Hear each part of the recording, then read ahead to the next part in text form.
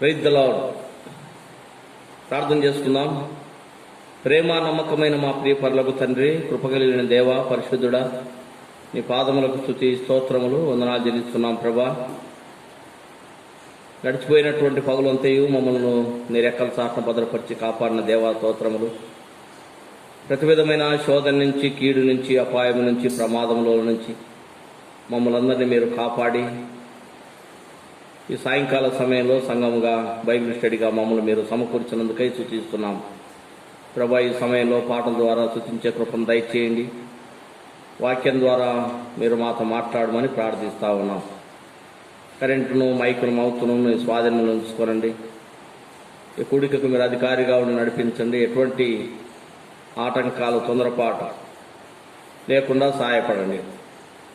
అంధకార శక్తులు, చీకటి శక్తులు యేసు నామములో బంధించి పారదోలుతున్నాం ప్రభువా. కనికరించండి, కృప చూపించండి దేవా. మీరే తోడైండండి. లైవ్ కొరకు కూడా మీ కృపను, సహాయం కోరుతా ఉన్నాం ప్రభువా. సహాయం చేయండి దేవా. మరి చేరి వచ్చినటువంటి మా ప్రియులందరిని బట్టి స్తోత్రములు. లైవ్ ద్వారా ఎంతమంది సంఘంతో ఏకీభవించి నీ మాటలు వింటున్నారో విన్న వాళ్ళ కార్యం జరిగించమని ఈ కూడికంతట్లో మీరు మాకు అధికారిగా ఉండి నడిపించండి. మీ దాసుని ఆత్మతో నింపి నీ పని కొరకు మీరు వాడుకొని మహిమ పొందమని యేసుక్రీస్తు నామములో స్తోత్రించి అడిగి వేడుకుంటున్నాం తండ్రి, ఆమేన్.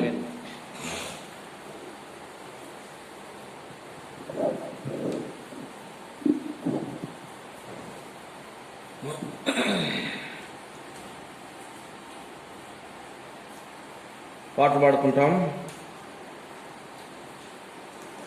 పాట సంఖ్య 604.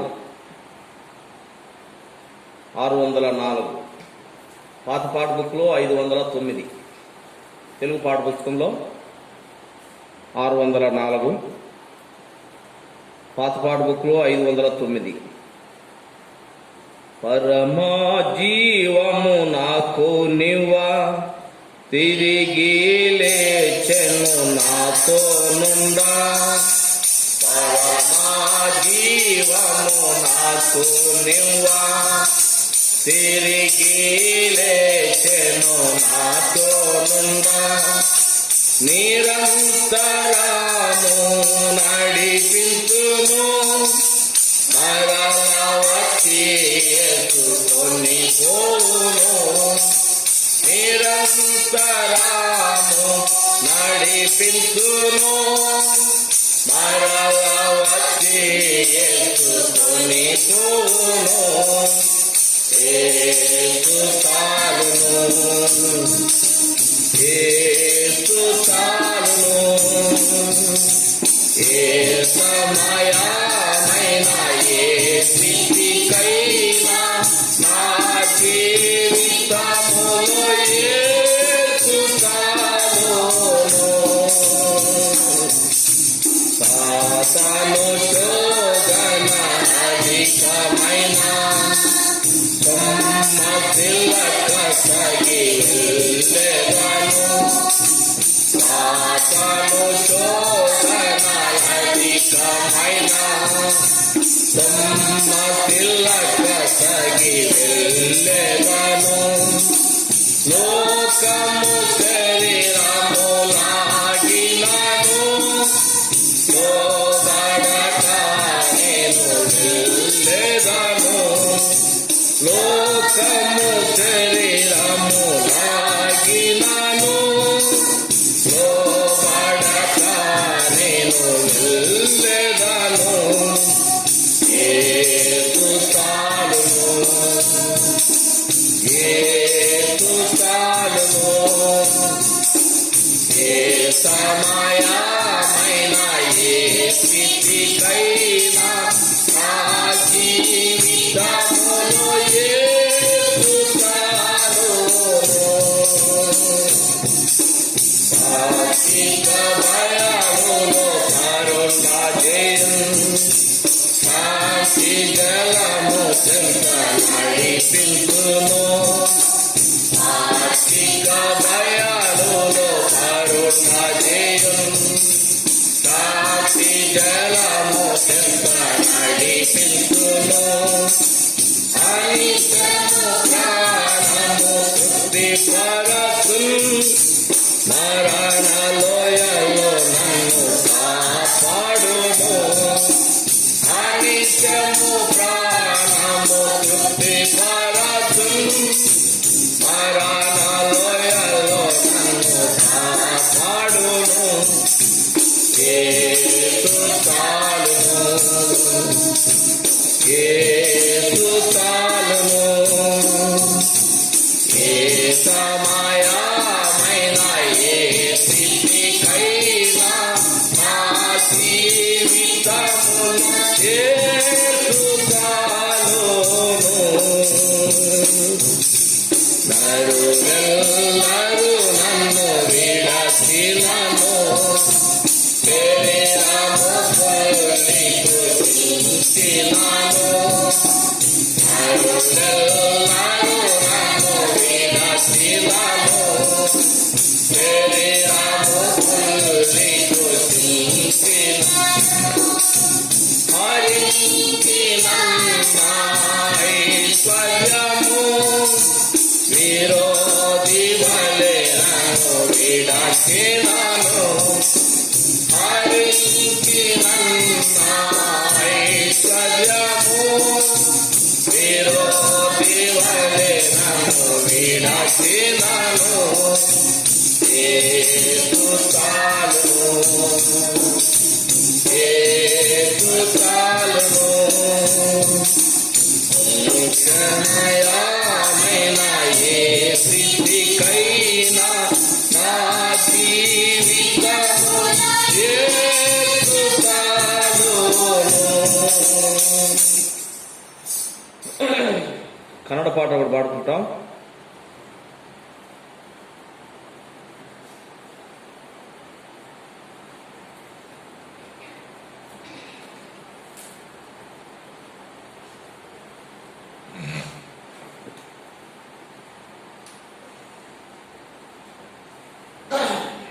పాట సంఖ్య 139 కన్నడ పాట పుస్తకంలో 139, తెలుగు పాట పుస్తకంలో 505. పల్లవి మొదటి చరణము, 3వ చరణము, 5వ చరణము, 7వ చరణం పాడుకుంటా. మార్చి ఒక చరణం తప్పించి ఒక చరణం పాడతా. 139. ಭಯಪಾಡಬೇಡ ಓ ಚಿಕ್ಕ ಹಿಂದೆ ದಯೆಯುಳ್ಳ ನಿಮ್ಮ ತಂದೆ ಕರೆಯುತ್ತಿದ್ದಾನೆ. ಭಯಪಾಡಬೇಡ ಓ ಚಿಕ್ಕ ಹಿಂದೆ ತನ್ನ ರಾಜ್ಯವೆಲ್ಲ ನಿನಗೆ ಕೊಡಲು, ತನ್ನ ರಾಜ್ಯವೆಲ್ಲ ನಿನಗೆ ಕೊಡಲು ಉನ್ನತ ಕರೆಯಿಂದ ನಿನ್ನ ಕರೆದನು, ಉನ್ನತ ಕರೆಯಿಂದ ನಿನ್ನ ಕರೆದನು, ತನ್ನ ರಕ್ತದಿಂದ ನಿನ್ನ ಕೊಂಡನು, ತನ್ನ ರಕ್ತದಿಂದ ನಿನ್ನ ಕೊಂಡನು. ಭಯಪಡಬೇಡ ಓ ಚಿಕ್ಕ ಹಿಂದೆ ದಯೆಯುಳ್ಳ ನಿಮ್ಮ ತಂದೆ ಕರೆಯುತ್ತಿದ್ದಾನೆ. ಭಯಪಡಬೇಡ ಓ ಚಿಕ್ಕ ಹಿಂದೆ ಪರಿಶುದ್ಧರೋನು ಪ್ರಾರ್ಥನೆ ಮಾಡಲು, ಪರಿಶುದ್ಧರೋನು ಪತ್ರನಾಗಿ ಮಾಡಲು, ಪರಲೋಕ ಕರೆವಿಕೆ ನಿನಗೆ ಕೊಟ್ಟನು, ಪರಲೋಕ ಕರೆವಿಕೆ ನಿನಗೆ ಕೊಟ್ಟನು, ಆತನ ಸ್ವಾಸ್ಥ್ಯವ ನಿನಗೆ ಕೊಡುವನು, ಆತನ ಸ್ವಾಸ್ಥ್ಯವ ನಿನಗೆ ಕೊಡುವನು. ಭಯಪಡಬೇಡ ದಯೆಯುಳ್ಳ ನಿಮ್ಮ ತಂದೆ ಕರೆಯುತ್ತಿದ್ದಾನೆ. ಭಯಪಡಬೇಡ ಓ ಚಿಕ್ಕ ಹಿಂದೆ ತನ್ನ ಮಗನ ನಿನಗಾಗಿ ಕೊಂಡ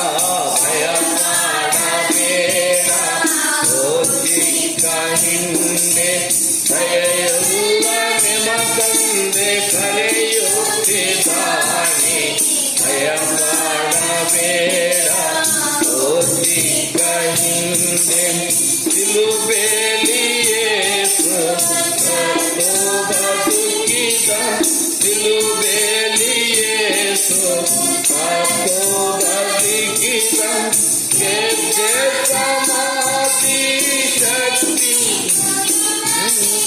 ಗೆದ್ದೆ ಸಮಾಧಿ ಶಕ್ತಿ ಕೊಡಲು ನಿನಗೆ, ಹಲ್ಲೆಲೂಯಾ ಎಂದು ಹಾಡು ನೀನು, ಹಲ್ಲೆಲೂಯಾ ಎಂದು ಹಾಡು ನೀನು, ಭಯಪಡಬೇಡ ಓದಿಗ ಹಿಂದೆ, ಭಯಯುವ ನಿಮ್ಮ ತಂದೆ ಕರೆಯುತ್ತಿದ್ದಾನೆ, ಭಯಪಡಬೇಡ ಓದಿಗ ಹಿಂದೆ. ప్రార్థన చేస్తున్నాం. ప్రేమ నమ్మకమైన మా ప్రియ పరలోక తండ్రి, కృపగలిగిన దేవా, పరిశుద్ధుడా, మీ పాదములకు స్తుతి స్తోత్రములు వందనాలు చెల్లిస్తున్నాం ప్రభువా. ఈ సమయంలో పాటల ద్వారా స్తుతించే కృపనిచ్చిన స్తోత్రములు. సాయంకాల సమయం ప్రియ తండ్రి, మరి ఈ దిన భాగమును మీరు మాకు నేర్పించండి దేవా. శ్రేష్టమైనటువంటి నీ మాటలు దేవా, మరి మేమెంతో నీ మాటలు అంగీకరించి విశ్వాసంగా దేవా నీలో బలపరచబడటానికి కృప చూపించండి. మీ దాసుని మీరు నిలబెట్టుకొని మీ నోటి పూరగా మీరు వాడుకొని మైండ్ పొందమని, మంచి వాతావరణం ఇచ్చినారు స్తోత్రంలో, ఎటువంటి తొందరపాటు లేకుండా సహాయపడమని, సమస్తము నీ స్వాధీనంలో ఉంచుకొని మీరు మైండ్ పొందమని యేసుక్రీస్తు నామములో స్తోత్రించి అడిగి వేడుకుంటున్నాం తండ్రి, ఆమేన్.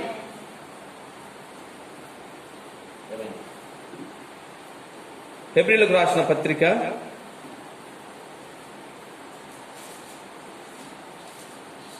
11వ అధ్యాయము 32వ వచనము కలిసి చదువుకుంటాం.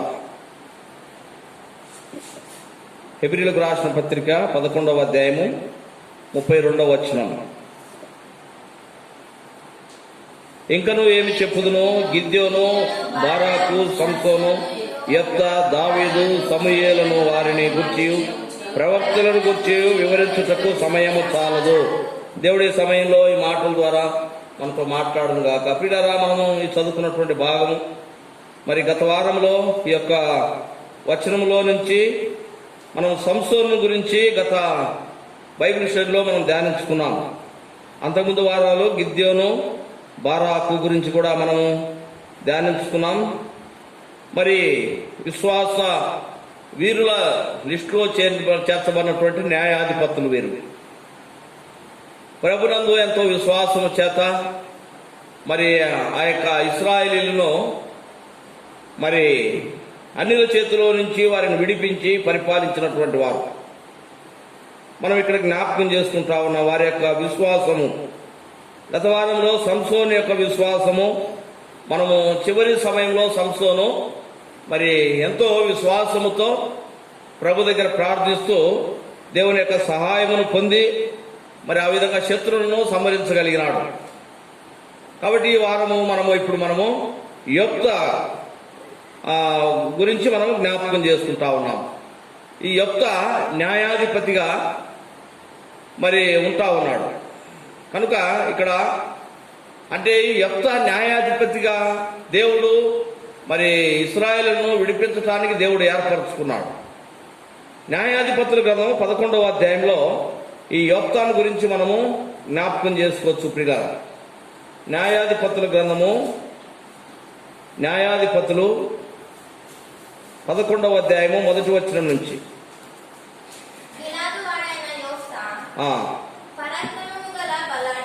పరాక్రమము గల బలాఢ్యుడు, అతడు వేష కుమారుడు, గిలాదు యెఫ్తాను కరెను. కనుక ఇక్కడ గిలాదు వాడైన యెఫ్తా పరాక్రమము గల బలాఢ్యుడు.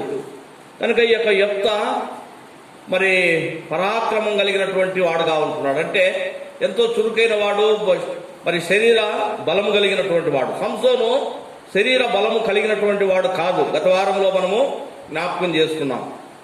ఈ యొక్క యెఫ్తా శరీర బలం కలిగినటువంటి వాడు. ఇక్కడ అంటా ఉన్నాడు అనమాట, పరాక్రమం కలిగినటువంటి బలాఢ్యుడు.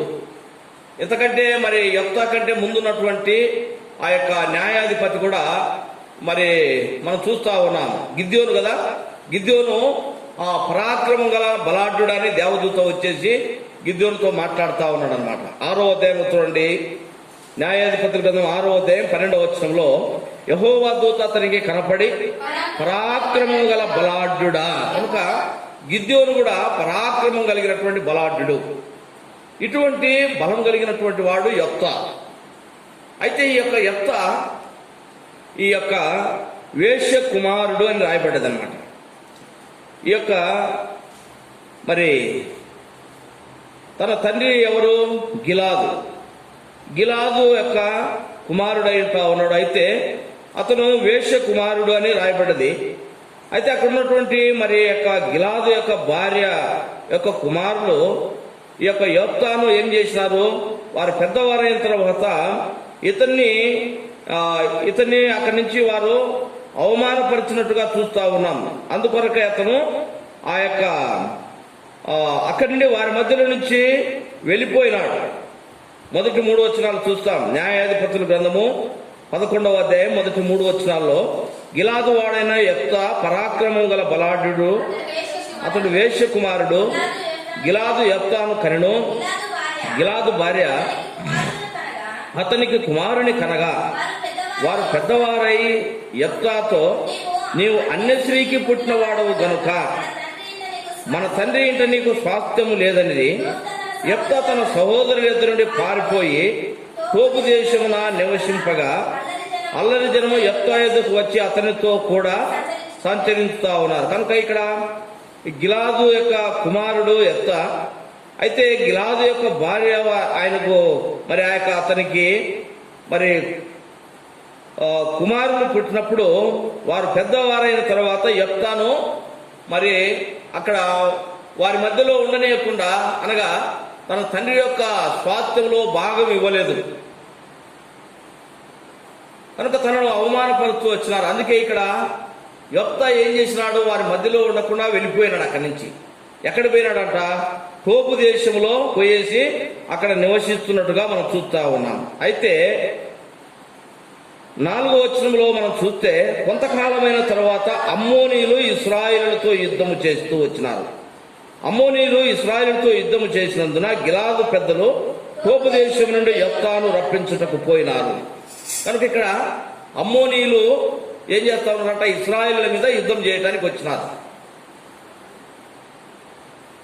అమ్మోనీయులు వారెంతో మరి ఎంతో బలం కలిగిన వారై ఉన్నట్టుగా మనం చూస్తా ఉన్నాం. అయితే ఈ ఇశ్రాయేలీలు ఆ యొక్క అమ్మోనీయుల మీదకి యుద్ధానికి పోవటానికి వారి బలమును చూచి వారితో వెళ్ళలేక వారు ఏమైపోయినారంటే భయపడిపోయినారు. ఇశ్రాయేలీలు వారిలో బలము కలిగినటువంటి వారు లేనట్టుగా ఉన్నారు.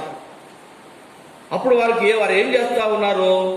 ఈ పరాక్రమం కలిగినటువంటి బలాఢ్యుడైనటువంటి యెఫ్తా వారికి గుర్తొచ్చి వారు ఏం చేసినారంటే అక్కడికి వెళ్ళి ఆ యెఫ్తాను మరి పిలుచుకురావాలని ఇశ్రాయేలీయుల పెద్దలు ఆ తోపు దేశానికి వెళ్ళినారు. అక్కడికి వెళ్ళి ఏం చేసినారంట? ఆ యెఫ్తాను రమ్మన్నారు. అమ్మోనీయుల మీద యుద్ధం చేయటానికి యెఫ్తా నువ్వు రావాలి, నువ్వు మాకు అధికారిగా ఉండాలి, నువ్వు మాకు అధికారిగా ఉండి ఆ యొక్క అమ్మోనీయులను ఓడించేసి ఇశ్రాయేలులను నువ్వు రక్షించాలి అని అడుగుతూ వచ్చినారు. అప్పుడు యెఫ్తా వారితో అంటా ఉన్నాడు, ఇదిగో నన్ను అవమానపరిచినారు, మీ మధ్యలో ఉండనే లేదు కదా, నన్ను వెళ్ళగొట్టినారు కదా, మరి నేను ఎట్లా రావాలి మీ దగ్గరికి? ఆ మాటలు అడుగుతూ వచ్చినప్పుడు వదిలేసి ఇంకా ఆ మాటలు అడుగుతూ వచ్చినప్పుడు మరి అక్కడ ఇశ్రాయేలు పెద్దలు అంటా ఉన్నారు, ఇదిగో నువ్వు మాతో వచ్చినట్లయితే మనందరం కలిసి ఆ యొక్క అమ్మోనీయులను జయించగలుగుతాం అని మరి యెఫ్తాతో అన్నారు. యెఫ్తా అంటా ఉన్నాడు. 9వ వచనంలో చూస్తాం. అక్కడ 9వ వచనంలో ఒక మాట అంటున్నాడు చూడండి. అందుకు యెఫ్తా, అమ్మోనీయులతో యుద్ధము చేయుటకు మీరు నన్ను గిలాదునకు తిరిగి తీసుకొని పోయిన మీదట యెహోవా వారిని నా చేతికి అప్పగించిన ఎడల నేనే మీకు ప్రధానుడు నగుదునా అని గిలాదు పెద్దలతో అడుగుతా ఉన్నాడు. చూడండి, ఇక్కడ మరి యెఫ్తా అడుగుతా ఉన్నాడు, ఈ యొక్క ఇశ్రాయేలు పెద్దలతో అంటా ఉన్నాడు అనమాట. అమ్మోనీయుల మీద యుద్ధం చేసి మనం పోరాటానికి వెళ్తాం. ఇక్కడ ఒక చక్కని మాట, ఒక మంచి శ్రేష్టమైన మాట యెఫ్తా పలుకుతా ఉన్నాడు. యెహోవా వారిని నా చేతికి అప్పగించిన ఎడల, అంటే తప్పక దేవుడు వారిని ఇశ్రాయేలు చేతికి అప్పచెప్తాడు, లేకపోతే యెఫ్తా చేతికి వారిని అప్పగిస్తాడనే విశ్వాసము ఈ యెఫ్తా కలిగి ఉంటా ఉన్నాడు. అందుకే మొదలే వారితో అంటా ఉన్నాడు అనమాట, గెలిచిన తర్వాత చూద్దాంలే, యుద్ధంలో పోరాడిన తర్వాత అని అడుగుతలేడు అనమాట. ఎందుకంటే ఎంతో విశ్వాసముతో పలుకుతున్నటువంటి మాట ఇది. ఆ యొక్క అమ్మోనీయుల చేతిలో నుంచి ఇశ్రాయేలును విడిపించుట కొరకై వారిని దేవుడు నా చేతికి అప్పగిస్తాడు, వారిని నేను హతము చేసిన తర్వాత పరిస్థితి ఏంటిదనంటే నీవే మాకు అధికారిగా ఉంటావని ఆ యొక్క ఇశ్రాయేలీలు ఒక ఒప్పందము మరి ఆ యొక్క యెఫ్తాతో చేసినారు. యెఫ్తా ఎంతో విశ్వాసముతో మరి వారి మీదకి యుద్ధానికి పోతున్నట్టుగా మనం చూస్తా ఉన్నాం ప్రియులారా. కాబట్టి ఎప్పుడైతే వారు ఆ విధంగా యెఫ్తాను పిలిచినారో అప్పుడు ప్రభు తప్పక అమ్మోనీయులను నా చేతికి అప్పచెప్తాడు అనేటటువంటి విశ్వాసము చేత యెఫ్తా అక్కడికి వచ్చినట్టుగా మనం చూస్తా ఉన్నాం. అంటే యెఫ్తా యొక్క విశ్వాసము. హెబ్రీయులకు రాసిన పత్రిక 10వ అధ్యాయంలో మనం చూస్తే ఒక మాట జ్ఞాపకం చేసుకున్నాం. చూడండి, హెబ్రీయులకు రాసిన పత్రిక 10వ అధ్యాయము 35వ వచనం నుంచి 35వ వచనం చదవండి. కాబట్టి మీ ధైర్యమును విడిచిపెట్టకుడి, దానికి ప్రతిఫలముగా గొప్ప బహుమానమును కలుగును. మీరు దేవుని చిత్తమును నెరవేర్చిన వారై వాగ్దానం పొందు నిమిత్తము మీకు ఓరిమి అవసరమైంది. కనుక ఇక్కడ మనం జ్ఞాపకం చేసుకుంటా ఉన్న విశ్వాసము ద్వారా యెఫ్తా ఈ మాట పలకగలుగుతా ఉన్నాడు. అమ్మోనీయులను నా చేతికి దేవుడు అప్పగిస్తాడు, ఎంతో విశ్వాసంతో పలుకుతా ఉన్నాడు అనమాట. ధైర్యాన్ని విడిచిపెట్టలేదు. మన జీవితంలో విశ్వాసులైన మనం కూడా శత్రువుతో పోరాటం, లోకం యొక్క అంధకార శక్తులతో పోరాడుతున్నప్పుడు వాడి చేతిలో మనకు దేవుడు విజయం ఇస్తాడు అనే విశ్వాసం మనం కలిగి ఉండాలి. యెఫ్తా ఇటువంటి విశ్వాసం కలిగిన వాడై అక్కడ వారితో అంటా ఉన్నాడు, దేవుడు అమ్మోనీయులను నా చేతికి అప్పగిస్తాడు, అప్పగించిన తర్వాత నేను వారి మీద జయం పొందిన తర్వాత మరి ఏంటి తర్వాత నాకు లాభం ఏంటిది అని అడుగుతా ఉన్నాడు. మరలా నిన్ను ఎక్కడైతే నిన్ను మేము అవమానించినామో నిన్ను మరలా మేము తీసుకెళ్ళేసి మా మీద నేను అధికారిగా ఉంచుకుంటాం, రాజుగా ఉంచుతాం, లేక మాకు న్యాయం తీర్చే వారిగా మేము ఉంచుకుంటామని ఆ ఇశ్రాయేలు చెప్తూ వచ్చినారు ప్రియులారా. కాబట్టి ఇక్కడ యెఫ్తా యొక్క విశ్వాసము ఎంతో ధైర్యముతో, అనగా ఇక్కడ ఇశ్రాయేలీలు అందరూ కూడా వారు భయపడిపోయినారు. అమ్మోనీయుల మీదకి పోవటానికి సరైన వాడు ఎవరు లేరని ఈ మనిషిని అవమానపరిచి వెలగొట్టినటువంటి ఈ యెఫ్తానే మరలా పిలుచుకుంటా ఉన్నారన్నమాట. అయితే యెఫ్తా ఎంతో ధైర్యంగా వెళ్ళినట్టుగా మనం చూస్తా ఉన్నాం ప్రియులారా. తర్వాత జరిగినటువంటి విషయాలు మనం చూస్తే ప్రియులారా, అక్కడ యెఫ్తా మరి వారి దగ్గరికి లేక ఆ యొక్క అమ్మోనీయుల దగ్గరికి ఆ యొక్క మనుషులను పంపించినాడు. ఆ యొక్క ఏమని చెప్తా ఉన్నాడంటే ఈ యొక్క అధ్యాయమంతా కూడా మాటలు రాయబడ్డాయి. కనుక ఇక్కడ మనం చూస్తా ఉన్నాం. 25వ వచనం చదవండి.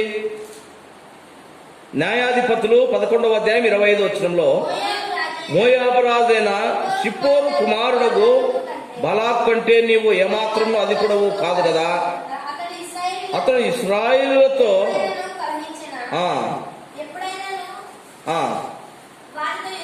వారితో యుద్ధము చేసిన ఇశ్రాయేలు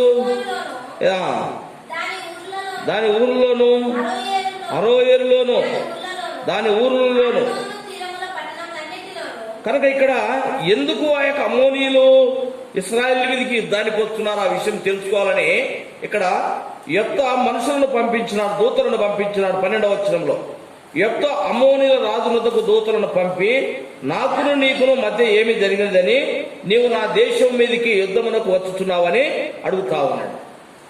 అప్పుడు అమ్మోనీయులు అంటా ఉన్నారు, ఇశ్రాయేలులు ఐగుప్తు దేశం నుంచి వస్తున్నప్పుడు వారు మా భూభాగమును వారు స్వాధీనపరుచుకున్నారని వారు చెప్తూ వచ్చినారు.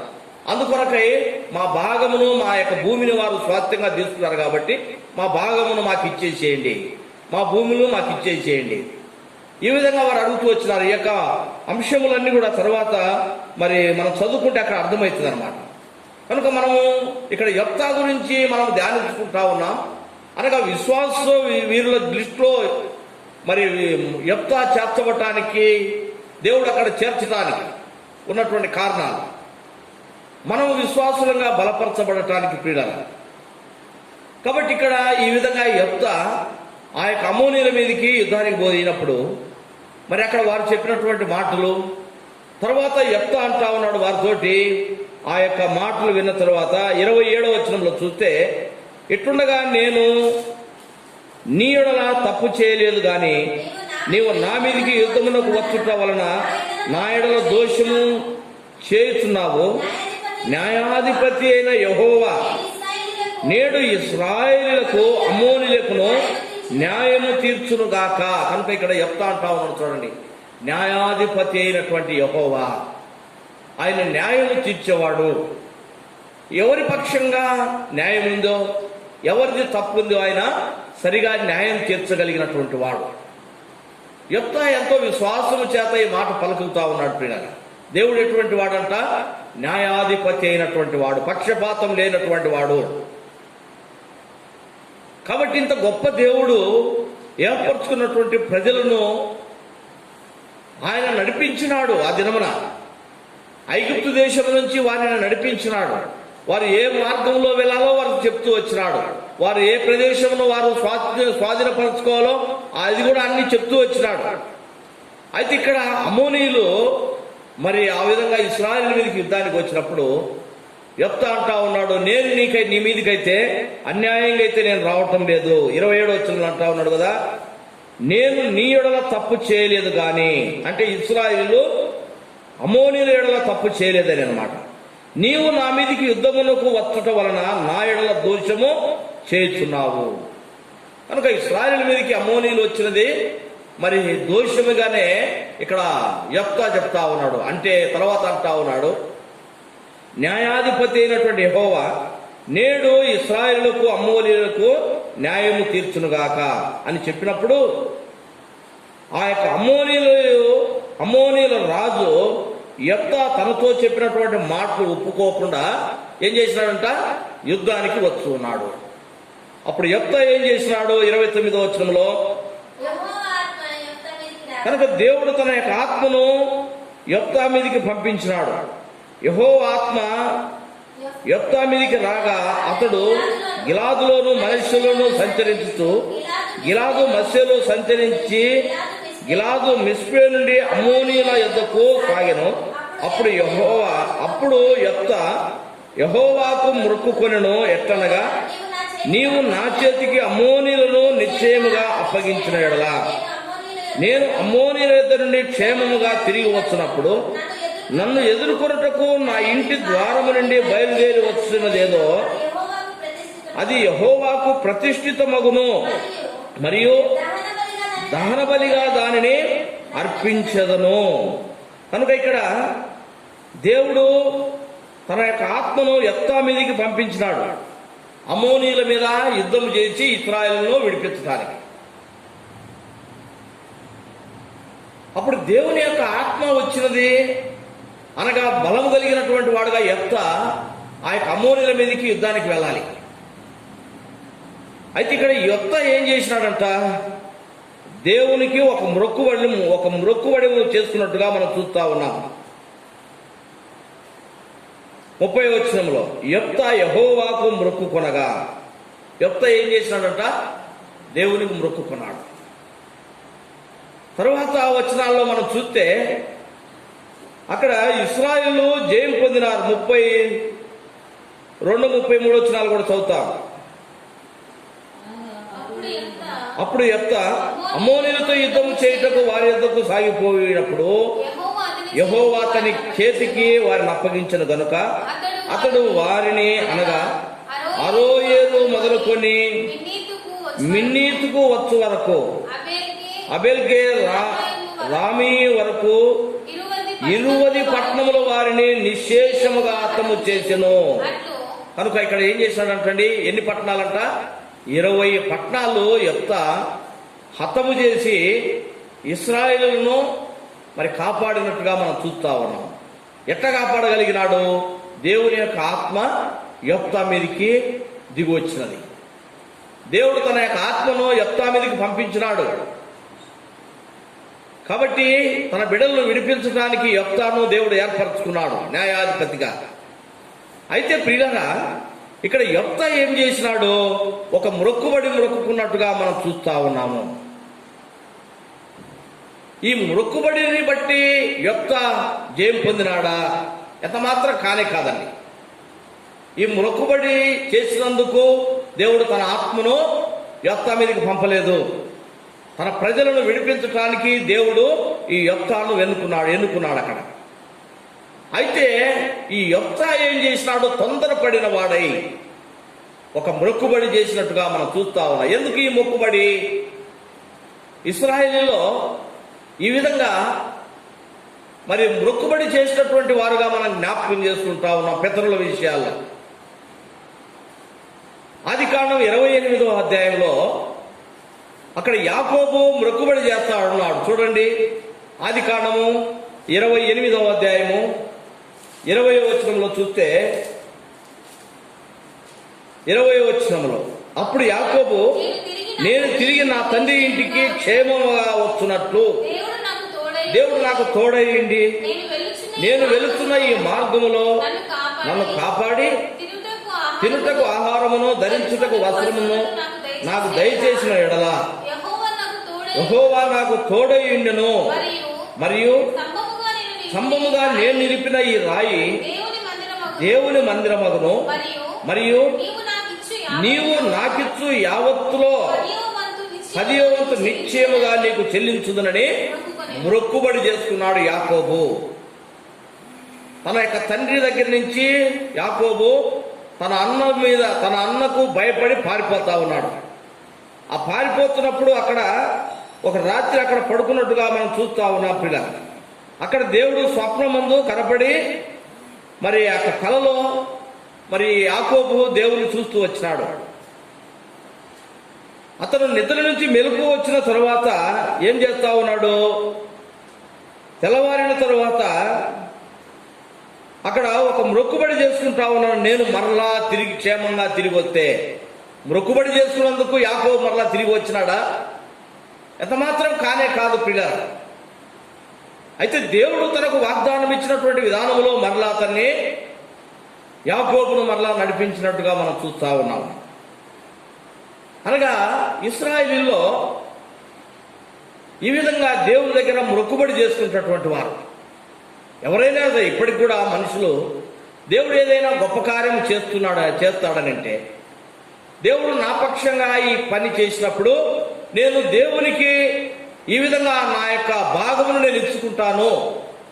ఇప్పుడు కూడా మనము దేవునికి ఈ విధంగా మొక్కుబడి చేసుకున్నటువంటి దేవుని బిడ్డలు ఉంటా ఉన్నారు ప్రియులారా. ఆ దినాల్లో ఈ విధంగా మనం చూస్తా ఉన్నాం. తర్వాత సమూయేలు గ్రంథం 1వ అధ్యాయంలో హన్నా చేసినటువంటి మొక్కుబడి మనకు తెలుసు. హన్నాకు అక్కడ సంతానం లేకుండా ఉన్నప్పుడు ఎప్పుడైతే దేవుడు తనకు సంతానం ఇస్తాడో అక్కడ హన్నా ఏమంటున్నాడంటే, నాకు ఒక కుమారుని ఇచ్చినట్లయితే ఆ కుమారుణ్ణి నీ కొరకే నేను పెంచుతాను, నీకే ఇచ్చేస్తాను. చూడండి, ఆ మాట మనం చదువుకుంటాము సమూయేలు మొదటి గ్రంథంలో.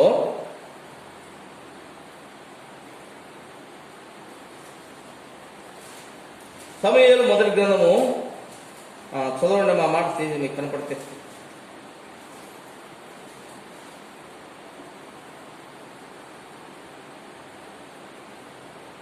ఎన్నో వచనము? 10వ వచనం. దుఃఖాక్రాంతిలో వచ్చి యెహోవా సన్నిధిని ప్రార్థన చేయుచు బహుగా ఏడ్చెను. సైన్యములకు అధిపత్యకు యెహోవా, నీ సేవకురాలైన నాకు కలిగి ఉన్న శ్రమను చూచి నీ సేవకురాలైన నన్ను మరువక జ్ఞాపకము చేసుకుని నీ సేవకురాలైన నాకు మగపిల్లను దయచేసిన ఎడల వాని తల మీదికి క్షౌరపు కత్తి ఒకటిని రానియక వాడు బ్రతుకు దినములన్నిటిను నేను వారిని యెహోవాకు నీకు అప్పగించదనని మొక్కుబడి చేసుకుంటా ఉంది. ఇక్కడ హన్న మొక్కుబడి చేసుకున్నది అనమాట. ప్రభువా, నీవు నాకు కుమారుణ్ణిస్తే అతని తల మీదకి మరి క్షౌరపు కత్తి రానియకుండా అతన్ని నీకు అర్పిస్తాను, అనగా నీ పని కొరకు ఇస్తాను. నిజంగానే ఇక్కడ ఏ విధంగా అయితే దేవుడు ఆమెకు కుమారుని ఇచ్చినాడో ఆ యొక్క కుమారుణ్ణి ఏం చేసింది అంటామా అన్న దేవునికి అర్పిస్తూ వచ్చింది. ప్రియమైనటువంటి వాడు, ఇక్కడ మనం జ్ఞాపకం చేసుకుంటున్నాం యెఫ్తా విషయంలో దేవుడు తన యొక్క ఆత్మను యెఫ్తా మీదకి పంపించినాడు. అమ్మోనీయుల మీద నుంచి ఇశ్రాయేలును విడిపించడానికి, జయం కలగజేయడానికి. అయితే ఇక్కడ యెఫ్తా మరి 9వ వచనంలో మనం చదువుకున్నాం. న్యాయాధిపతుల గ్రంథం 11వ అధ్యాయం 9వ వచనంలో అమ్మోనీయులను తన చేతికి అప్పచెప్తాడని ఇశ్రాయేలు పెద్దలతో చెప్తా ఉన్నాడు. కానీ మళ్ళీ ఇక్కడ ఏం చేస్తా ఉన్నాడంటే ఒక మొక్కుబడి చేసుకున్నాడు. ఏమని మొక్కుబడి? అది ఎంతో గొప్పదైనటువంటి మొక్కుబడి తాను చేస్తూ వచ్చినాడండి. చదవండి ఆ భాగాన్ని మరొకసారి. న్యాయాధిపతుల గ్రంథం 11వ అధ్యాయము 30వ వచనం. యెఫ్తా యెహోవాకు మొక్కుకొనెను ఎట్లనగా, నీవు నా చేతికి అమ్మోనీయులను నిశ్చయముగా అప్పగించిన యెడల నేను అమ్మోనీయుల యొద్ద నుండి క్షేమముగా తిరిగి వచ్చినప్పుడు నన్ను ఎదుర్కొనుటకు నా ఇంటి ద్వారము నుండి బయలుదేరి వచ్చునదేదో అది యెహోవాకు ప్రతిష్ఠితమగును మరియు దహన బలిగా దానిని అర్పించదను. చూడండి, ఇక్కడ హన్న ఏం చేస్తూ వచ్చింది? అన్న ఏమని మొక్కున్నదంట? దేవా, నాకు ఒక కుమారుని ఇస్తే ఆ కుమారుని నీకు ఇచ్చేస్తా, నీ పని కొరకు ఇచ్చేస్తా. ఇప్పుడు హన్న మొక్కుకున్నటువంటి మొక్కుబడి ఎట్లా ఉందంటే, అప్పుడప్పుడు సంవత్సరానికి ఒకసారైనా ఎప్పుడైనా కుమారుని చూసుకోవడానికైనా ఛాన్స్ ఉందన్నమాట. ఇక్కడ యెఫ్తా మొక్కుకున్నటువంటి ఆ మొక్కుబడి అది హోమ బలి అన్నమాట. కాల్చివేయటం, మొత్తం కూడా కాల్చివేయబడటం అన్నమాట. అంటా ఉన్నాడు, నేను అమ్మోనీయుల మీద విజయము పొంది నేను తిరిగి వస్తున్నప్పుడు నా ఇంటిలో నుంచి ఏదైతే నాకు ఎదురుగా వస్తుందో ఆ ఎదురుగా వచ్చినటువంటి దానిని నీకు వరకు నేను బలిగా ఇచ్చేస్తాను. అక్కడ అంటా ఉన్నాడు అనమాట, నీకు అర్పించదను. ఇక్కడ 31 వచ్చిన ఆఖరి భాగంలో నీకు ప్రతిష్ఠితమగును నా ఇంటి ద్వారము నుండి బయలుదేరి వస్తున్నది ఏదో అది యెహోవాకు ప్రతిష్ఠితమగును. అంటే అది నీకు చెందును, దేవునికి చెందబడుతుంది. పోనీ దేవుని ఇంటనన్నా ఉంటుందా? అట్ట కూడా కాదంటండి. హన్న ఏం చేస్తూ వచ్చింది? ప్రభువా, నాకు మొదటి సంతానము మగపిల్లవాడిని పుట్టిస్తే, నాకు కుమారునిస్తే నీ పని కొరకు ఇచ్చేస్తా, నీ ఇంటినే పెంచుతా, వాడి తల మీదకి మంగళ కత్తి రానియకుండా చేస్తాను, నీ కొరకే ఇచ్చేస్తాను, నీ పని కొరకు ఇచ్చేస్తాను. ఇక్కడ యెఫ్తా ఏమని మొక్కుకుంటా ఉన్నాడంటే, అది నీకు ప్రతిష్ఠితము చేసేస్తాను. తర్వాత ఏంటిదంట? ఆ యొక్క నీకు ప్రతిష్ఠితము చేసబడినటువంటి దాన్ని ఏం చేస్తానంటున్నానంటే దహన బలిగా చేస్తాను, దహించి వేస్తాను, నీ కొరకే అర్పించేస్తాను. కాల్చివేయబడటం అన్నమాట, దహన బలి అన్నమాట. దేవుని ఇంట్లో పెరిగేది కాదు, ఒకసారి దహించబడేది. ఈ విధంగా యెఫ్తా దేవుని దగ్గర మొక్కుకున్నాడు. అయితే దేవుడు అమ్మోనీయుల మీద నుంచి చేసి యెఫ్తాకు విజయం ఇచ్చినాడు. యెఫ్తా ఏం చేసినాడంట? ఇక తిరిగి ఇంటికి వస్తా ఉన్నాడు అన్నమాట. కింది వచనాల్లో మనం చూస్తే 34వ వచనంలో, యెఫ్తా మిస్పాలోనున్న తన ఇంటికి వచ్చినప్పుడు అతని కుమార్తె తంబురలతోనూ నాట్యములతోనూ బయలుదేరి అతని ఎదుర్కొనును. ఆమె గాక అతనికి మగ సంతానమే గాని ఆడు సంతానమే గాని లేదు. కాబట్టి అతడు ఆమెను చూచి తన బట్టలు చింపుకొని, అయ్యో నా కుమారి, నీవు నన్ను బహుగా కృంగజేసితివి. నీవు నన్ను తలడింపజేయ వారిలో ఒకటివై ఉన్నావు. నేను యెహోవాకు మాట ఇచ్చున్నాను గనుక వెనుక తీయలేను అని అంటా ఉన్నాడు. ప్రేమైనటువంటి వారు చూడండి, ఇక్కడ ఎంతో సంతోషంతో యెఫ్తా తిరిగి వస్తా ఉన్నాడు. శత్రువుల మీద విజయం పొందినాడు. తన స్వజనులైనటువంటి ఇశ్రాయేలును విడిపించుకుని వస్తా ఉన్నాడు. అప్పుడు ఎంతో సంతోషంతో తిరిగి ఇంటికి వస్తా ఉన్నప్పుడు ఇక్కడ తన యొక్క తండ్రి తిరిగి వస్తున్నాడు అనే సంతోషం చేత తన కుమార్తె ఏం చేస్తా ఉందంటే, నాట్యములతో తంబురులతో తన తండ్రిని కలుసుకోవడానికి ఎంతో సంతోషంతో వెళ్తా ఉంది. ప్రేమైనటువంటి వారు, యెఫ్తాకు ఒకటే కుమార్తె ఉంది. మగపిల్లవారు లేరు, ఇంకా ఆడపిల్లవారు లేరు అనమాట. ఈ ఒక కుమార్తె మీద ఎంతగా ప్రేమ పెంచుకుంటూ వచ్చినాడో యెఫ్తా. తను అక్కడ మొక్కుబడి చేసినాడు, నా ఇంటి నుంచి ఏదైతే నన్ను ఎదుర్కోవడానికి మొట్టమొదటి వస్తుందో అది నీకు దహన బలిగా ఇచ్చేస్తాను. ఎవరు వచ్చినారు మొట్టమొదట? తన ఇంటి నుంచి ఎవరు వచ్చినారంట? ఒక్కదైనటువంటి కుమార్తెనే తనను కలుసుకోవడానికి వచ్చింది. భరించలేకపోతా ఉన్నాడు. ఇదిగో దేవునికి మాట ఇచ్చినాడు. తన బట్టలు చించుకున్నాడు, దుఃఖపడతా ఉన్నాడు. ఈ బట్టలు చించుకోవటానికి ఇశ్రాయేలులో ప్రేమైనటువంటి వాళ్ళారా, దుఃఖానికి కలవరపరచటానికి సాదృశ్యముగా ఉంటా ఉన్నాయి. ఇశ్రాయేలీలో వారు బట్టలు చించుకోవటం పరిశుద్ధ గ్రంథములో మనం చూస్తే దుఃఖమునకు కలవరపడటానికి కారణంగా ఉంటా ఉంది. యెఫ్తా ఎంతో దుఃఖములో ఉంటా ఉన్నాడు. కలవరం వైపుకి వచ్చేసింది అనమాట. ఏం చేస్తా ఉన్నాడు? యెహోవాకు మాట ఇచ్చినాడు. ఇక వచ్చింది ఒకదైనటువంటి ముద్దుల కుమార్తె. ఏ విధంగా తన కుమార్తెను ఇప్పుడు తప్పించుకోవాలి? తప్పించుకోవడానికి ఏమన్నా ఛాన్స్ ఉంటా ఉందా? ప్రియమైన వాళ్ళారా, హెబ్రీయులకు రాసిన పత్రిక 11వ అధ్యాయంలో యెఫ్తా విశ్వాసుల వీరుల లిస్టులోనికి చేర్చబడ్డాడు అని అంటే, దేవునికి మాట ఇచ్చిన తరువాత తను దుఃఖపడుతూ వచ్చినా కూడా ఆ మాటను బట్టి వెనుదీయనటువంటి వాడు యెఫ్తా.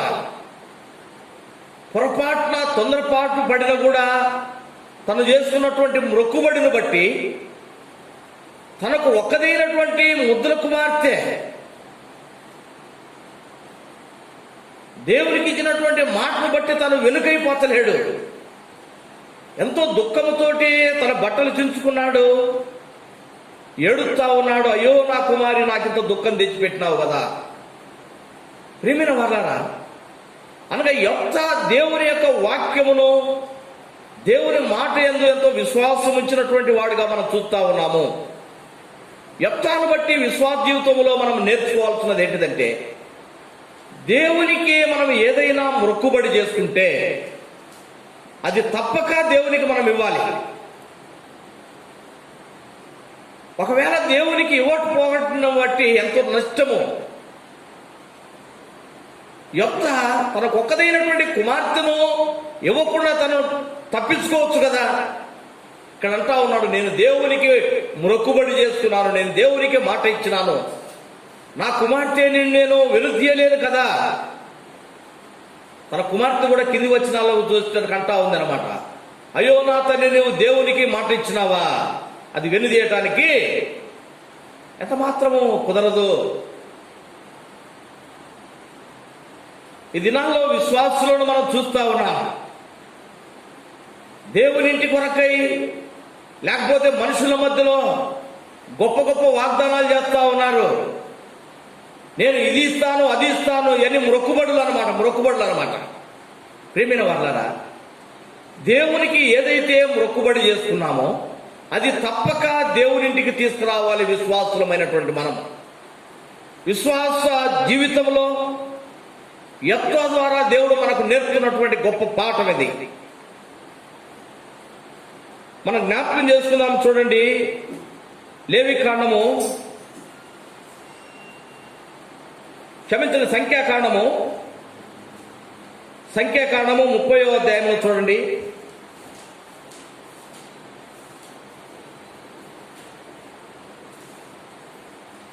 రెండవ వచనం, మొదటి 2 వచనాలు.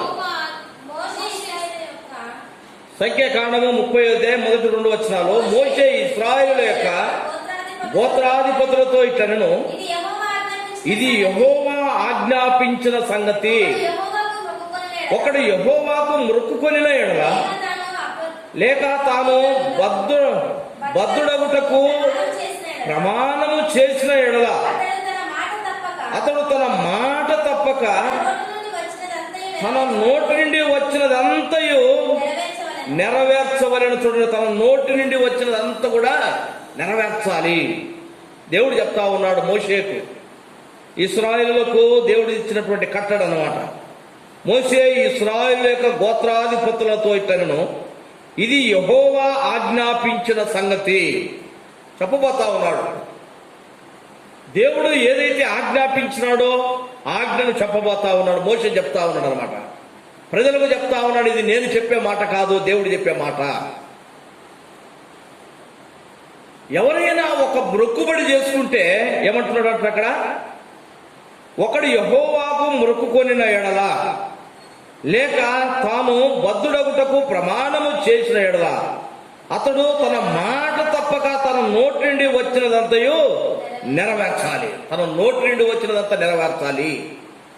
దేవుడు చెప్పినటువంటి మాట అన్నమాట. యెఫ్తా ఇక్కడ దేవునికి ఇస్తానని తన నోటి నుండి చెప్పినటువంటి మాట వెనుదీయటానికి ఇక ఛాన్స్ లేదనమాట. ఒకవేళ వెనుదీస్తే ఏమైపోతుంది?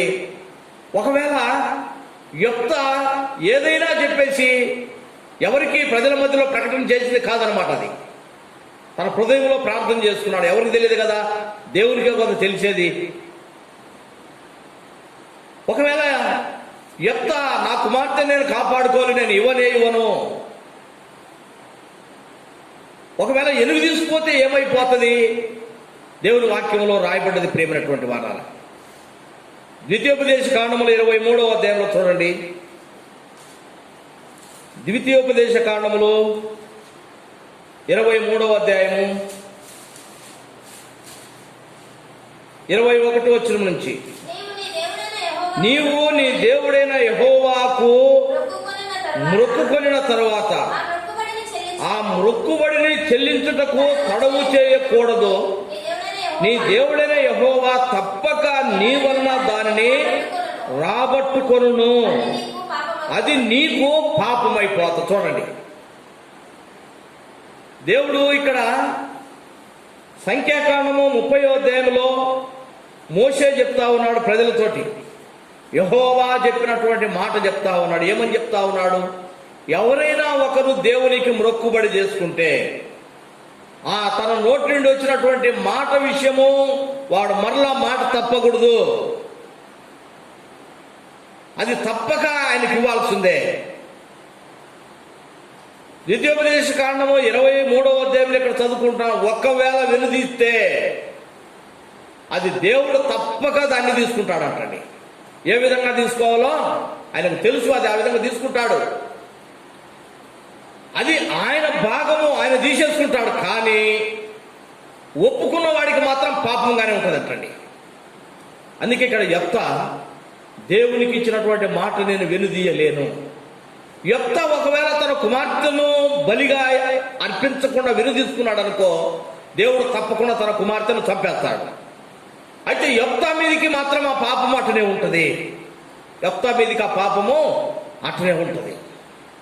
కాబట్టి యెఫ్తా విశ్వాస జీవితంలో దేవుని బిడ్డలైనటువంటి మనం దేవుని యొక్క పని కొరకై, లేకపోతే దేవుడు నాకు సహాయం చేసినప్పుడు ఇది ఇస్తాను అని ఎంతో మంది మొక్కుబడులు చేసుకుంటారు. ఆ పని అయిన తర్వాత మరలా దేవునికి ఇవ్వటానికి మనసు ఒప్పదు, ఎనికైపోతా ఉంటారన్నమాట. ప్రియమైన వారు, ఇక్కడ రాసినటువంటి మొక్కుబడులు, ఈ మొక్కుబడులు దేవుని యొక్క దశమ భాగము లిస్టులోకి రావండి. దశమ భాగములు అది దేవుని యొక్క సొత్తు. అది దశమ భాగములు అనేది అది దేవుని యొక్క ఆజ్ఞలు అన్నమాట. ప్రతి ఒక్క మనుషుడు దేవునికి తన భాగములో దేవుడు తనకిచ్చినటువంటి దాంట్లో 10వ వంతు ప్రతి ఒక్కరు తప్పకుండా ఇవ్వాల్సిందే. దశమ భాగములు వేరు, మ్రొక్కుబడులు వేరు అన్నమాట. ఈ రెండు కలపకూడదు. దశమ భాగములు దేవుని యొక్క ఆజ్ఞ. ఈ మ్రొక్కుబడులు అనేది ఎవరికి వారు దేవుడు చేసే మేలును బట్టి వారు దేవునికి ఇస్తానని మాట ఇవ్వటం. ఎవరైతే మాట ఇస్తా ఉన్నారో దాన్ని వెనుతీయకూడదు. అందుకే ఇక్కడ అంటా ఉన్నాడు అన్నమాట, ఒకవేళ దేవునికి మాట ఇచ్చేసి వెనుదీస్తే ఏం చేస్తారంట, దేవుడు తప్పక నువ్వు ఏదైతే నీ దాంట్లో నుంచి ఇస్తానన్నావో, ప్రభువా నా కుమార్తెకు మంచి వివాహం జరిగితే ఇదిగో నీ ఇంటికి ఫలానా వస్తువు తెస్తా. ఇంకంతే, కుమార్తెకు వివాహం అయిన తర్వాత ఇంకంతే అనమాట, మందిర ముఖం కూడా చూడరు. నా కుమారునికి ఉద్యోగం వచ్చేస్తే నీ ఇంటికి నేను ఇదిగో ఫలాన్ని పని చేసి పెడతాను. ఉద్యోగం వచ్చిన తర్వాత కుమారుడు కనపడ్డు, తల్లిదండ్రులు కనపడాలన్నమాట. ప్రియమైన వాళ్ళారా, మాట ఎవరికి ఇస్తా ఉన్నాము? ఒక మనిషిని కాదండి, దేవునికి మాట ఇస్తున్నామనే విషయాన్ని విశ్వాసులు గ్రహించాలి. తద్వారా దేవుని యొక్క ఆశీర్వాదాలు కోల్పోతా ఉన్నారు. ఏదైతే నువ్వు మొక్కుకున్నటువంటి దానిని దేవునికి తీసుకురాకుండా వెనుదీయటం బట్టి దాని ద్వారా నువ్వు నష్టపోతా ఉన్నావు. దేవుడైతే నీ నుంచి అది తీసేసుకుంటా ఉన్నాడు.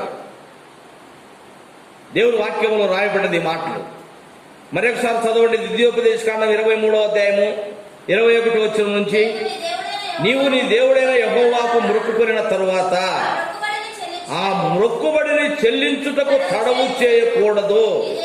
నీ దేవుడైన యెహోవా తప్పక నీ ఎడల దానిని రాబట్టును, అది నీకు పాపమగును. నీవు మొక్కుకొనిన ఎడల నీ యందు ఆ పాపముండదు. నీ పెదవుల నుండి బయలుదేరిన మాటను నెరవేర్చుకుని నీ దేవుడైన యెహోవాకు మొక్కుకొనిన ప్రకారము నీవు నీ నోట పలికినట్టు స్వేచ్ఛార్పణము అర్పించాలి. స్వేచ్ఛగా ఇచ్చేసేయాలి, సంతోషంతో ఇచ్చేయాలి. ప్రేమైన వాళ్ళ ఎంతవరకు ఇవ్వగలుగుతా ఉన్నాము? మొక్కుకొని వెనుక తీసినటువంటి వారు దేవుని కొరకు ఏదైతే మొక్కుకుంటున్నామో ప్రియమైనటువంటి వాళ్ళ వెనుదీయటం వల్ల ఎంతో నష్టము, పాపము దేవుని వాక్యం చెప్తా ఉంది. దశంభాగములు తప్పకుండా ఇవ్వాల్సిందే, దేవుని మందిరంలోకి తీసుకురావాల్సిందే. తర్వాత దేవుడు మరలా మనకు చేస్తున్నటువంటి సహాయములు అభివృద్ధి పొందుతున్న కొలది ఏదైతే మొక్కుకుంటా ఉన్నామో ఆ భాగమును దేవుని దగ్గర తీసుకురావాలి. ప్రేమైనటువంటి వాళ్ళారా, ప్రసంగి గ్రంథంలో అంటాడు, ప్రసంగి గ్రంథం 5వ అధ్యాయంలో చూడండి. ప్రసంగి గ్రంథము 5వ అధ్యాయం 4-5 వచనాలు చదవండి.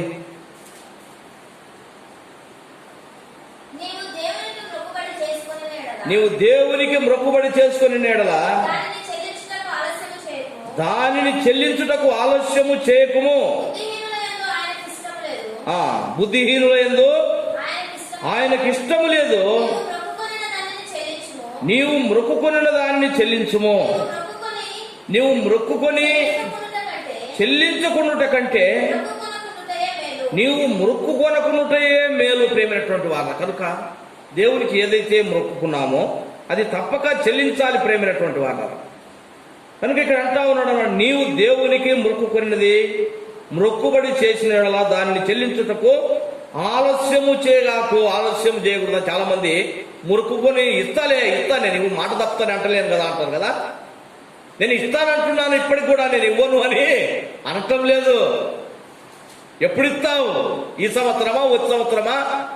కుమారుడికి పెళ్లి అయినప్పుడు ఇస్తానన్నావు, కుమారుడికి ఉద్యోగం వచ్చినప్పుడు ఇస్తానన్నావు. దేవునింటికి ఫలాని వస్తువు లేకపోతే దేవునింట్లో ఫలాని పని చేస్తానని కుమారుడికి ఉద్యోగం వచ్చి ఇస్తానన్నావు. కుమారుడికి పెళ్లి అయిపోయా, కుమారుడు పుట్టా, వాడి కుమారుడు పుట్టినప్పుడా? ఆలస్యం అన్నమాట. ప్రియమైన వారు, దేవుడు అంటా ఉన్నాడు ఇక్కడ, నువ్వు ఏదైతే మొక్కున్నావో అది వెనుదీయకూడదు, ఆలస్యం చేయకూడదు.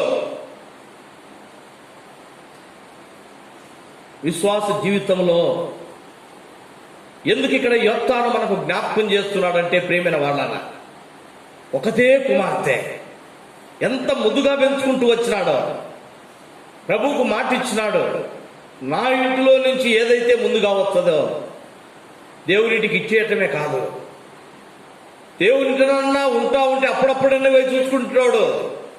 అట్లా కాదన్నమాట తను చేసుకున్న ఒప్పందం. దహన బలిగా ఇచ్చేస్తాను, దయించేస్తాను నీ కొరకే, హోమాంగ బలి. ప్రియమైనటువంటి వాళ్ళారా, ఇక్కడ అంటా ఉన్నాడు తన కుమార్తెతోటి, అయ్యో నా కుమార్తె, నాకెంత దుఃఖం తెచ్చిపెట్టినావు, నేను యెహోవాకు మాట ఇచ్చినాను, నేను వెనుదీయలేదు. ప్రియమైనటువంటి వారు, కాబట్టి మన జీవితాల్లో వెనుదీస్తా ఉన్నాం. అందుకే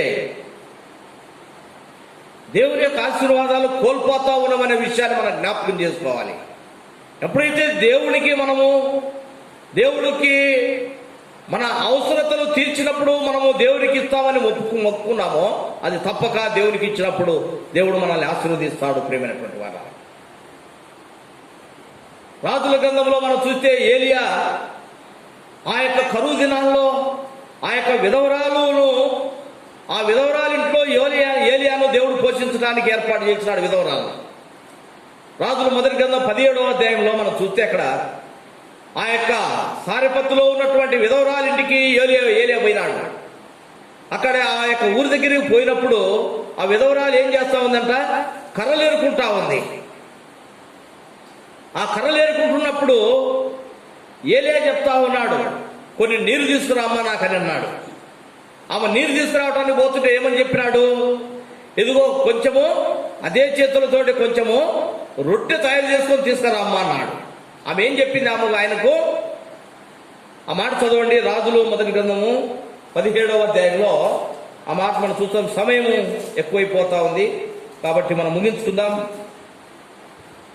17వ అధ్యాయం 10వ వచనం, అందుకతడు లేచి సారెపత్తునకు పోయి పట్టణమునకు గవిరెద్దకు రాగా ఒక విధవరాలు అచ్చట కట్టెలు ఏరుతున్నెను. ఆమెను పిలిచి త్రాగుటకై పాత్రలో కొంచెము నీళ్లు నాకు తీసుకొని రమ్మని వేడుకొనెను. ఆమె నీళ్లు తేబోచుండగా అతను ఆమెను మరలా పిలిచి నాకొక రొట్టె ముక్కను నీ చేతితో తీసుకొని రమ్మని చెప్పెను. అందుకు ఆమె, నీ దేవుడైన యెహోవా జీవముతోడు తొట్టిలో పట్టెడు పిండియు బుడిలో కొంచెము నూనెయు నా ఎదురున్నవే గాని అప్పం ఒకటి లేదు. మేము చావక ముందు నేను ఇంటికి పోయి వాటిని నాకును నా బిడ్డకును సిద్ధము చేసుకునే వాళ్ళని కొన్ని పుల్లలు ఏరకటానికి వచ్చినానని చెప్తా ఉందన్నమాట. ఏలే చెప్తా ఉన్నాడు ఆ విధవరాలను చూసి, అమ్మ కొన్ని నీళ్లు తీసుకొచ్చి ఇవ్వన్నాడు. ఆమె త్వరగా నీళ్ళు ఇవ్వటానికి పోతుంటే అడుగుతా ఉన్నాడు, అమ్మ అదే చేతులతోటి కొంచెం రొట్టె తీసుకొచ్చి అన్నాడు. ఆమె అంటా ఉంది, యెహోవా జీవముతోడు నా దగ్గర రొట్టెలు లేవయ్యా, కొంచెము పిండి మాత్రమే ఉంది, కొద్దిగా నూనె ఉంది, కరువు వచ్చేసింది, చనిపోతా ఉన్నాము ఈ కరువులో. ఇదిగో చివరి సమయంలో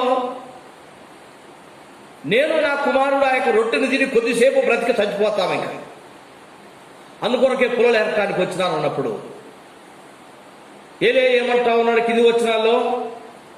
అప్పుడు ఏలే ఆమెతో, ఇతను భయపడవద్దు, పోయి నీవు చెప్పినట్టు చేయము, అయితే అందులో నాకు ఒక చిన్న అప్పమును మొదట తీసుకొని రమ్ము అని చెప్పినాడు అనమాట. అమ్మ భయపడొద్దు, నువ్వు వెళ్ళి అదే విధంగా నువ్వు చెప్పినట్టు రొట్టె చేయి, అయితే దాంట్లో నుంచి మొట్టమొదట నాకు ఒకటి తీసుకొని రా. ఎప్పుడైతే ఆ మాట చెప్పినాడో ఆ విధవరాలు పోయేసి దేవుని యొక్క దాసుడు చెప్పినటువంటి విధానంలో రొట్టె చేసుకొని మొట్టమొదటి తీసుకొచ్చి ఆ దాసునికి ఇచ్చింది. ప్రేమైనటువంటి వాళ్ళ ఆమె ఏమనుకుంటూ వచ్చింది, ఇది నాకు ఆఖరి తిండి, నేను నా కుమారుడు తినబోతున్నటువంటి ఆఖరి తిండి, ఒకసారి తినటానికే సరిపోతుంది పిండి నూనె కూడా, ఒకసారికి సరిపోయే పుల్లలే వెరకడానికి వచ్చినానంటా ఉంది. ఎంతవరకు తిన్నారు వారు? ఒకసారి దీన్ని సరిపోయినారా? దేవుడు తన దాసుల ద్వారా చెప్పినటువంటి మాట ఆమె విధేయత చూపించింది. మొట్టమొదటి తీసుకొచ్చి ఆయనకి ఇచ్చేసింది తన దాసుడైన ఏలియాకు. తర్వాత పోయేసి తన కుమారుడు తిన్నది. ప్రేమైన వాళ్ళ ఎంత విశ్వాసము చేత ఏలి అంటా ఉన్నాడు, ఈ కరువు తీరిపోయే వరకు కూడా ఆ పిండిలో, ఆ యొక్క తొట్టిలో పిండి అయిపోదు, బుడిలో ఉన్న నూనె అయిపోదు, నీవు నీ కొడుకే కాదు, నువ్వు నన్ను కూడా పోషిస్తావు. కరువు తీరే వరకు ఏలియా కూడా ఆ ఇంటిలో భోజనం దొరికింది. ప్రేమైన వాళ్ళ దేవుని మాట వినటాన్ని బట్టి, దేవుని దాసుని ద్వారా దేవుడు చెప్పినటువంటి మాట విధవరాలు వినటాన్ని బట్టి ఆ కరువులో ఆమె బ్రతకగలిగింది. దేవునికి ఇచ్చినటువంటి మాట విషయంలో, దేవునికి మొక్కుబడి చెల్లించుకున్నటువంటి విషయంలో, విశ్వాస జీవితంలో మనం ఎట్లా నడుస్తా ఉన్నాం? యెఫ్తా ఒకదైనటువంటి కుమార్తెను పొరపాటున ఒప్పుకున్నాడో తొందరపడి ఒప్పుకున్నాడో తెలియదు, కానీ దేవునికి ఇచ్చిన మాట విషయం వెనుదీయటానికి ఛాన్సే లేదు. ఇక నీ జీవితంలో అయ్యో ఈ మొక్కుకోపోయినా కూడా నా కుమారుడి ఉద్యోగం వచ్చిండేది కదా, లేకపోతే నాకు ఉద్యోగం వచ్చిండేది కదా, లేకపోతే నా కుటుంబానికి గొప్ప కార్యం జరిగిండేది కదా, వెనుదీయటానికి వీల్లేదు. ప్రేమైన వాళ్ళ మనం ఎట్లా ఉంటా ఉన్నాం? యెఫ్తా అమ్మోనీయుల మీదకి యుద్ధానికి పోవటానికి విశ్వాసంతో పోయినాడు. అయితే తను ఆ యొక్క ఇశ్రాయేలులో ఉన్నటువంటి పూర్వీకులు మొక్కుకుంటూ వస్తా ఉన్నారు. అదేవిధంగానే ఇక్కడ యెఫ్తా కూడా ఒక మొక్కుబడి చేసుకున్నాడు. ఆ మొక్కుబడి చేసుకున్న తర్వాత తన కుమార్తెనే ఇంటి నుంచి వచ్చిందనమాట. దేవునికి ఇవ్వటానికి వెనుదీయలేదు. ప్రేమైన వాళ్ళ మన జీవితంలో వెనుక తీస్తా ఉన్నామా? అది ఎంతో పాపమని దేవుని వాక్యంలో రాయబడ్డది. అయితే దేవుడైతే దాన్ని తీసుకుంటాడు, కానీ మనమైతే దేవుని మాట వినని వారిమైపోతాం. కాబట్టి మనం ఎట్లా ఉండాలి? ఏదైతే మొక్కుకున్నామో దేవుని పని కొరకై అది తప్పక మనం ఇచ్చేవారిగా ఉన్నప్పుడు దేవుడు బహుగా మనల్ని దీవిస్తాడు. హగ్గయి గ్రంథం అంటాడు 1వ అధ్యాయంలో, ఒకవేళ ఎప్పుడైతే నీవు ఆ విధంగా దేవునికి ఇవ్వాల్సినది లేక దేవునికి మొక్కుకున్న దాన్ని తీసుకురాకుండా ఉంటావో, వారి యొక్క పరిస్థితులు ఎట్లా ఉంటాయంట? చిరిగినటువంటి సంచిలో వేసినటువంటి ధనములాగా ఉంటాయి. పైనుంచి వేస్తా ఉంటే కింది నుంచి వెళ్ళిపోతా ఉంటాయి అన్నమాట, చిరిగిన సంచిలో వేసినప్పుడు. ప్రేమైన వాళ్ళ ఈ సాయంకాల సమయంలో, ఈ రాత్రికాల సమయంలో మనం దేవుడు మనకు యెఫ్తా ద్వారా నేర్పుతా ఉన్నాడు. అంతటి కఠినమైనటువంటి మొక్కుబడి కూడా యెఫ్తా చెల్లించినాడు దేవునికి. మనం ఎట్లా ఉంటా ఉన్నాం? దేవునికి మాట ఇచ్చి ఎన్నిసార్లు వెనుక తీసుకోబడ్డావో, తద్వారా నీకు నీ కుటుంబానికి వచ్చినటువంటి నష్టాన్ని ఈ రాత్రి కాలంలో దేవుడు నీతో మాట్లాడుతూ ఉన్నాడు. ప్రియమైన సహోదరుడా, సహోదరి, ఇప్పటికైనా నీవు ఆ విషయాన్ని జ్ఞాపకం చేసుకుని దేవునికి ఎప్పుడు ఏదైతే నీవు ఇస్తానని మొక్కుకున్నావో దేవుని పని కొరకై, దేవుని ఇంటి కొరకై, ఆలస్యము చేయక దేవుని పని కొరకు ఇచ్చి దేవుని యొక్క ఆశీర్వాదాలు నువ్వు పొందాలి. ఇంకా నువ్వు దేవుడు నీతో మాట్లాడినప్పుడు కూడా నీ హృదయాన్ని కఠినం చేసుకుంటే ఇంకా గొప్ప నష్టము ఒకవేళ నీకు రాబోతుందేమో, దేవుని మాట వినకపోవటాన్ని బట్టి. కాబట్టి ఇప్పుడే పశ్చాత్తాపడి, ప్రభువా నిజంగానే నీకు ఫలాని మొక్కుబడి నేను చేసుకున్నాను, నా విశ్వాస జీవితంలో నేను ఇవ్వలేకపోయినాను, దయతో నన్ను క్షమించు, నేను త్వరగా నీ ఇంటికి ఏదైతే నేను నీ పని కొరకు నేను మొక్కుకున్నానో అది నేను తీసుకొస్తాను. తీర్మానం కలిగి జీవిద్దాం ప్రేమైన వాళ్ళ. దేవుని ఆశీర్వాదాలు మనం పొందగలుగుతాం. దేవుడు కొన్ని మాటలు దీవించునుగాక. ప్రార్థన చేసుకుందాం. ప్రేమ నమ్మకమైన మా ప్రియ పరలోక తండ్రి, కృపగలిగిన దేవా, పరిశుద్ధుడా, స్తోత్రములు. ఈ రాత్రికాల సమయంలో మీరు మాతో మాట్లాడిన శ్రేష్టమైన మాటలు బట్టి స్తోత్రములు. విశ్వాస జీవితంలో మా తండ్రి మరి మమ్మల్ని నడిపించడం కొరకై మాకంటే ముందున్నటువంటి వారు ఎంతోమంది విశ్వాస వీరులు హెబ్రీయులకు రాసిన పత్రిక 11వ అధ్యాయంలో దేవా మా కొరకు రాపించి పెట్టినారు. మమ్మల్ని మీరు ప్రతి బైబిల్ షేర్లో ఒక్కొక్కరిని గురించి మాకు మీరు నేర్పుతూ మమ్మల్ని చేయబట్టుకొని మమ్మల్ని విశ్వాస యాత్రలో నడిపిస్తున్నందుకై స్తుతిస్తున్నాం. దేవా ఈ యొక్క దినమున న్యాయాధిపతి అయినటువంటి యెఫ్తా పరాక్రమం కలిగిన బలాఢ్యుడు. అయితే మా తండ్రి వేశ్య కుమారుడని రాయబడింది. ప్రభువా, మరి ఆ యొక్క గిలాదు పట్టణంలో నుంచి వెళ్ళిపోయి టోబులో ఉన్నాడు. ఇశ్రాయేలు పెద్దలు వెళ్ళి అమ్మోనీయుల మీద యుద్ధం చేయడానికి తనను పిలుచుకొని వచ్చినప్పుడు ఎంతో విశ్వాసము చేత మరి వెళ్ళినట్టుగా చూస్తా ఉన్నాం. ప్రియ తండ్రి, తను చేసుకున్నటువంటి మొక్కుబడి ఒక్కదైనటువంటి కుమార్తె విషయమై ఎంతో దుఃఖపడ్డాడు. కానీ ప్రభువా, నీకు అర్పించినాడు. దేవా, ఈ సమయంలో మీరు మాతో మాట్లాడినారు. అనేక సార్లు నీ బిడలంగా మొక్కుకొని ఇవ్వలేకపోయినటువంటి సందర్భాలు, వాక్యమైనటువంటి బిడల్లో ఎవరైతే అటువంటి స్థితిలో ఉంటున్నారో దేవా, నీ బిడలు పశ్చాత్తాపడుతుండగా దయతో వారిని క్షమించి ప్రభువా, ఎటువంటి శిక్షావిధి గురి కాకుండా కాపాడి నీ బిడలు ఏదైతే నీ పని కొరకై ఇస్తామని మొక్కుకున్నారో ఆలస్యము చేయక త్వరగా నీ ఇంటికి ఇవ్వటానికి కూడా మీరు సహాయపడమని ప్రార్థిస్తా ఉన్నా. వాక్యమైనటువంటి బిడలు ప్రభువా, మరి విశ్వాస యాత్రలో మీరు నడిపించండి. రక్షణ లేని వారు రక్షణ పొందటానికి కృప చూపించండి. నమ్మదగిన దేవా, స్తోత్రములు. ఈ రాత్రి మీరు మాకు తోడైనందుకై స్తుతిస్తా ఉన్నాం. దేవా, మరి విత్తన వాక్యం నీరుగట్టి ఫలింపజేయమని ఘనత, మహిమ, ప్రభావం నీకు ఆరోపించుకుంటూ యేసు క్రీస్తు నామములో స్తోత్రించి అడిగి వేడుకుంటున్నాం తండ్రి, ఆమేన్. మన తండ్రి అయిన దేవుని ప్రేమ, కుమారుడైన యేసు క్రీస్తు యొక్క కృప, పరిశుద్ధాత్ముని యొక్క అన్యోన్య సావాసము ఇప్పుడు ఎల్లప్పుడూ సదాకాలం మనందరికీ తోడైండి నడిపించునుగాక. ఆమేన్. Praise the lord.